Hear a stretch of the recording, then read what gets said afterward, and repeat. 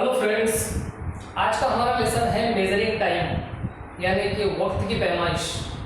और ये हमारा जो लेसन है ये 5वीं क्लास के बच्चों के लिए है, ख़ास तौर पर फिफ्थ स्टैंडर्ड के जो बच्चे हैं उनके लिए है।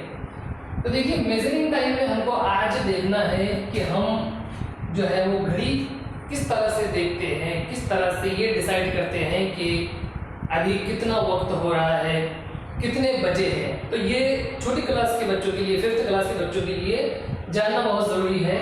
सबसे पहले तो हम जो हमारी क्लॉक होती है, जो हमारी घड़ी होती है, उसमें 3 तरह के कांटे होते हैं, 3 तरह के जो है हैंड्स होते हैं, जिनमें एक कांटा जो होता है वो सेकंड का कांटा होता है, जो लगातार हमको जो है हरकत करता हुआ दिखाई देता है।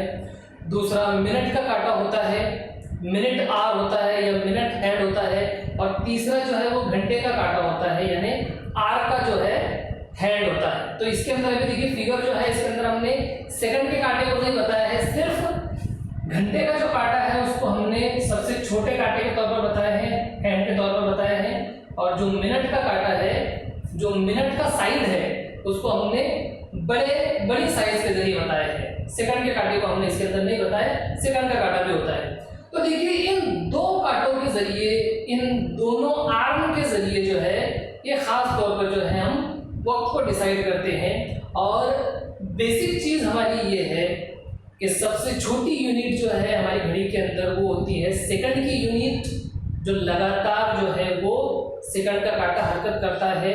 और 60 सेकंड मिलाकर जो है ये 1 मिनट तैयार होता है, यानी 60 सेकंड को मिलाकर 1 मिनट तैयार होता है। जब सेकंड का जो आर्म है वो आर्म 12 से शुरू होकर पूरा राउंड लगाकर दोबारा 12 पर आता है, तो 60 सेकंड्स मुकम्मल होते हैं। उस वक्त हम बोलते हैं कि 1 मिनट जो है वो कंप्लीट हुआ है, यानी हमारी जो शुरुआत है उस सेकंड से होती है कि 60 seconds is equal to 1 minute. फिर उसी तरह से जब मिनट का जो साइड है, मिनट का जो आर्म है, वो पूरे 60 मिनट्स कंप्लीट कर लेता है, 60 मिनट कंप्लीट कर लेता है, तो उस वक्त 1 घंटा कंप्लीट होता है, यानी कि 1 आवर जो है वो कंप्लीट होता है।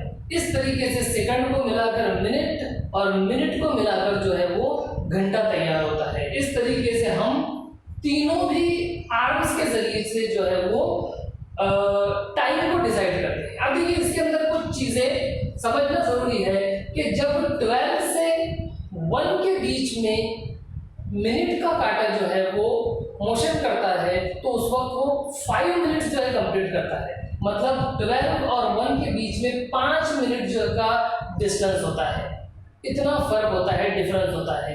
तो इस तरीके से हम मिनट के कांटे को देखकर जो है ये डिसाइड करते हैं कि अभी कितने मिनट हुए हैं। और इसकी शुरुआत हम 12 से जो है शुरू करते हैं, मतलब हमारी जो काउंटिंग होती है वो 12 से शुरू होती है। अगर मिनट का कांटा 12 से निकलकर 1 पर आया तो हम कहते हैं कि 5 मिनट्स हुए हैं। फिर वही कांटा, वही आर्म अगर 2 पर आया है तो हम जो है कहते हैं कि 10 मिनट्स हुए हैं। और 3 पर आया तो हम कहते हैं 15 मिनट्स जो है वो पास हो चुके हैं, कंप्लीट हो चुके हैं। 15 मिनट्स को हम क्वार्टर में बोलते हैं। जैसे यहाँ पर अभी जो हमको फिगर दिख रही है, तो घंटे का जो कांटा है वो 1 से थोड़ा आगे है और मिनट का जो आर्म है वो 3 पर मौजूद है। 3 पर जब मौजूद है तो सीधी सी बात है, इसके अंदर 15 मिनट्स कंप्लीट हो चुके हैं और 1 के आगे हो चुके हैं। तो हम कहते हैं कि अभी जो है ये 15 मिनट्स पास्ट 1 o'clock हुए हैं, मतलब 1:15 जो है वो कंप्लीट हुए हैं, यानी 15 मिनट पास्ट 1।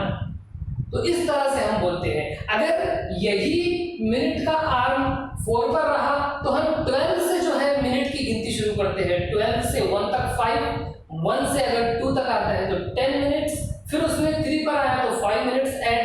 इस तरह से एक स्टेप के अंदर हम 5 मिनट्स का जो है वो एडिशन करते हैं। अगर मिनट का कांटा 4 पर हो तो हम कहते हैं कि 20 मिनट्स हुए हैं। अगर मिनट का कांटा 5 पर है तो हम कहते हैं कि 25 मिनट्स हुए हैं।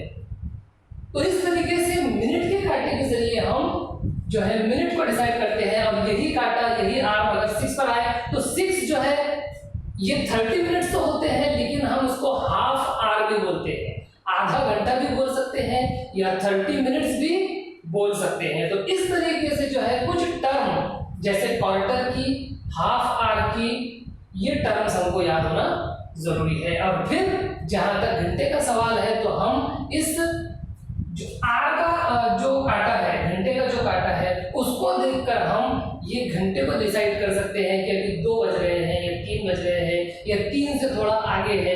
इस तरीके से जो है हम टाइम को डिसाइड करते हैं। इसके अंदर कुछ और टर्म्स होती है जैसे 2 AM 3 PM, इस तरह से AM PM की टर्म जो होती है, तो AM का फुल फॉर्म होता है एंटी मेरिडियम और PM का जो फुल फॉर्म होता है दैट इज पोस्ट मेरिडियम। इसको याद रखना भी जरूरी है। और ये जो टर्म्स है, ये 24 घंटे वाली जो घड़ी है, जो 24 आवर्स क्लॉक होती है, 24 घंटे वाली जो घड़ी होती है, उसके अंदर ये टर्म यूज होती है AM PM की। तो देखिए इस तरीके से हमने जो है ये बेसिक चीजें देखी है कि किस तरह से मिनट के कांटे को देखकर और घंटे के कांटे को देखकर हम वक्त को जो है वो डिसाइड कर सकते हैं। एक टर्म होती है क्वार्टर पास्ट 1, जैसे अभी जो है ये 15 मिनट हो चुके हैं और 1 के बाद हुए हैं तो हम कहेंगे क्वार्टर पास्ट 1, 1:15 या फिर 15 मिनट्स पास्ट जो है 1, यानी 1:15। लेकिन अगर किसी कंडीशन के अंदर जो है, सपोज अगर ये मिनट का कांटा जो है वो 9 पर मौजूद है तो 9 के लिए हम जो है उसको इस तरह से 9 के ऊपर लाकर 45 मिनट्स बोल सकते हैं। या फिर ये घंटे का कांटा 2 के करीब है, अभी 2 तक पहुंचा नहीं है बल्कि 2 के करीब है, और मिनट का जो कांटा है वो 45 मिनट्स के ऊपर है, मतलब 9 के ऊपर मौजूद है, तो उस वक्त एक नई टर्म हम यूज करते हैं that is quarter to. Quarter to यानी अभी जो है 15 मिनट बाकी है। जब 2 बजने को 15 मिनट बाकी है तो उस वक्त हम उसको 1:45 भी बोलते हैं। इसको 1:45 भी हम बोल सकते हैं, 1:45 भी बोल सकते हैं। और इंग्लिश के अंदर इसी को जो है क्वार्टर टू कहा जाता है। क्वार्टर टू 2 मतलब 2 बजने के लिए या 2 कंप्लीट होने के लिए क्वार्टर मिनट्स जो है वो बाकी है, यानी 15 मिनट्स जो है वो बाकी है। तो इस तरह से क्वार्टर पास्ट और क्वार्टर टू ये दोनों टर्म जो है ये स्टूडेंट की समझ में आना चाहिए। क्वार्टर पास्ट का मतलब होता है कि 15 मिनट गुजर चुके हैं और क्वार्टर टू का मतलब होता है कि 15 मिनट अभी बाकी है, 15 मिनट गुजरना बाकी है। क्वार्टर पास्ट 2 मतलब 2:15 और क्वार्टर टू 2 यानी कि 2 बजने के लिए जो है वो 15 मिनट बाकी है। तो इस तरह से कुछ कंफ्यूजन वाली चीजें जो है वो क्लियर होना जरूरी है। तो अभी जो है एक और चीज ये है कि जब मिनट का कांटा जो है वो एग्जैक्टली 12 पर आ जाता है तो उस वक्त जो है वो एक राउंड फिगर या कंप्लीट नंबर जो हमारे पास आ जाता है। जैसे जो मिनट का कांटा अगर 12 पर है और घंटे का कांटा 2 पर है तो वो एग्जैक्टली 2 बजेंगे, 2 बजे का वक्त होगा। अगर घंटे का कांटा जो है वो 3 पर है और मिनट का कांटा जो है वो एग्जैक्टली 12 पर है तो उस वक्त 3 बजेंगे। इस तरह से कुछ चीज़ें जो है वो याद रखना ज़रूरी है। तो ये जो है बेसिक चीज़ें हैं जो ख़ास तौर पर 5th क्लास के बच्चों के लिए, मतलब 5वीं के बच्चों के लिए बेसिक चीज़ें हैं जो उनको घड़ी समझाने के लिए ज़रूरी है। तो ये देखिए, ये जो वीडियो तैयार किया गया है ये खास तौर पर ये मकसद से तैयार किया गया है। आपको ये वीडियो कैसा लगा हमें कमेंट बॉक्स के अंदर बताइए। अगर आप हमारे चैनल पर नए हैं तो इसको सब्सक्राइब कर लीजिए।